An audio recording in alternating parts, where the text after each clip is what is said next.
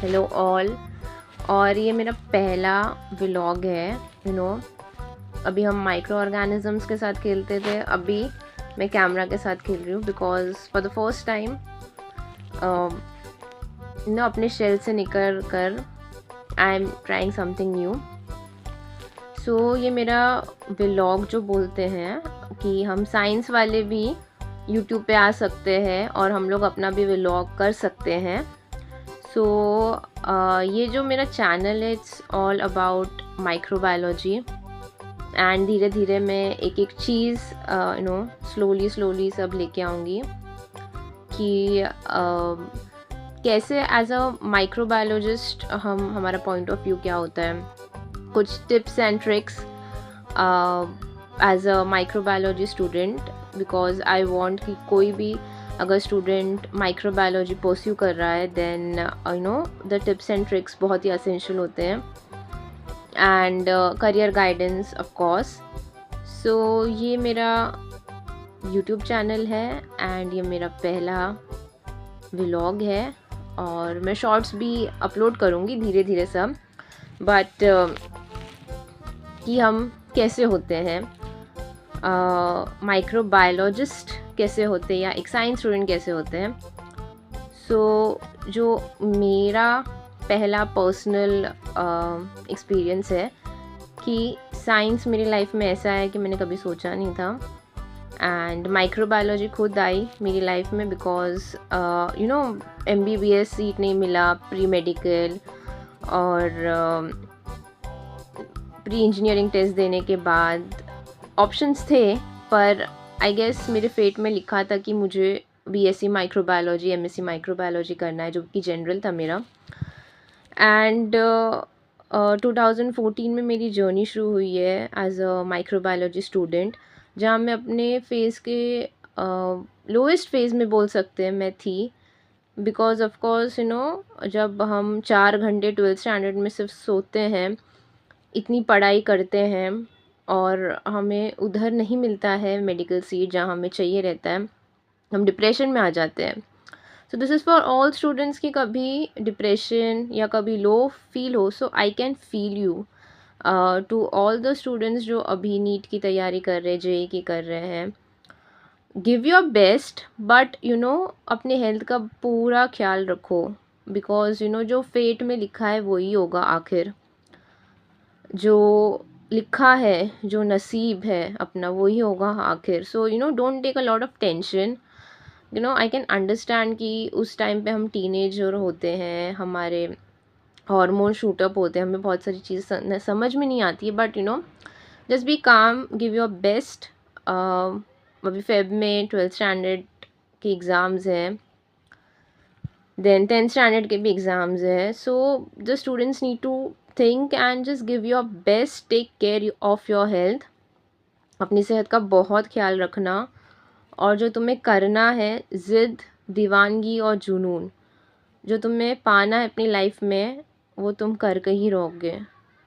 Weather it's getting a medical seat, whether it's getting a engineering seat, या फिर आपको जो भी करना है, whether you want to take a plain BSc या MSc करना है, so it's up to you.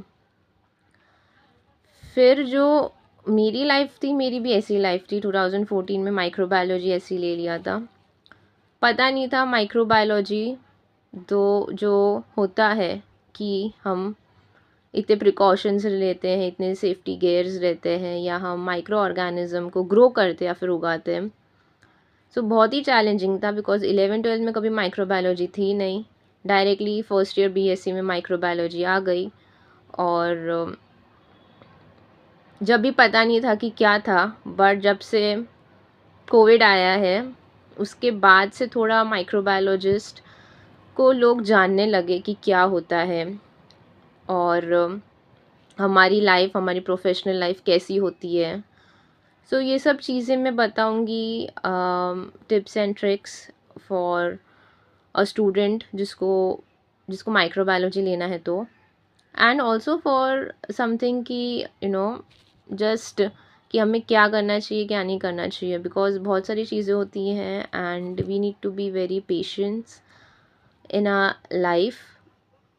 इसके अलावा दिस इज़ माई चैनल, और आई जस्ट प्रॉमिस कि मैं सब पॉजिटिव वाइब्स क्रिएट करूँगी, and don't take a lot of tension, because जब हम माइक्रोबायोलॉजी में आते तो बहुत ही सब नया होता है। एवरीथिंग इज़ नया, एवरीथिंग इज़ न्यू, हमें समझ में नहीं आता है। अगर साइंस स्टूडेंट है तो हमें पता चलता है कि केमिस्ट्री में तो टाइट्रेशन किया था, माइक्रोबायोलॉजी में हमें टाइट्रेशन नहीं, कुछ और करना रहता है, हमें बैक्टीरिया उगाना पड़ता है। तो बहुत सारी चीज़ें हैं जो मुझे कहनी है। फिर जब माइक्रोबायोलॉजी लाइफ में आया तो फिर 2014 दिसंबर में मैंने तय कर लिया कि अभी यही मेरा स्कोप होगा, यही मेरी लाइफ होगी। उसके बाद बीएससी किया, उसके बाद एमएससी किया, उसके बाद लॉकडाउन आ गया। लॉकडाउन में गेटिंग अ स्टैनफोर्ड का बायोफ्रूगल साइंस, आईजेएम का opportunity, everything, and if you have a career in science so you can go. I want students जो भी हैं, कहीं के भी हैं, उनको अगर अपॉर्चुनिटीज़ मिलती है तो explore new opportunities, because experience हमेशा कायम रहता है। And it's not only about marks, और it's not only about CGPA, it's all about तुम्हारा एक्सपीरियंस क्या होता है, how you read a paper, how you do critical thinking. ये मेरे सब टीचर्स और मेरे गुरु से मुझे ये मिला है। I want the students to know कि मार्क्स तो ठीक है, आफ्टर गेटिंग डिग्री मार्क्स तो ठीक है, that is one thing, but उसके बाद जो रहते हैं लोग या जो रिक्रूटर्स रहते हैं वो पूछते हैं आपका एक्सपीरियंस क्या है, हम क्यों आपको ले जॉब में। ये बहुत सारी चीज़ें इंपॉर्टेंट रहता है। सिर्फ ऐसे स्टूडेंट लाइफ में लगता है कि सिर्फ मार्क्स है, 9.83% है या 98.3 मार्क्स है तो सब कुछ सही है, सीजीपीए बहुत अच्छा चल रहा है। ऐसा नहीं होता है। बहुत बार getting a good rank is important, कि यू कैन से कि हाँ I am qualified to get a job, but to get a job you need to have experience, you need to have critical thinking. ये सब यही vlog में और ये shorts में, ये चैनल में बताऊंगी। Just please like, subscribe and comment. Okay, bye.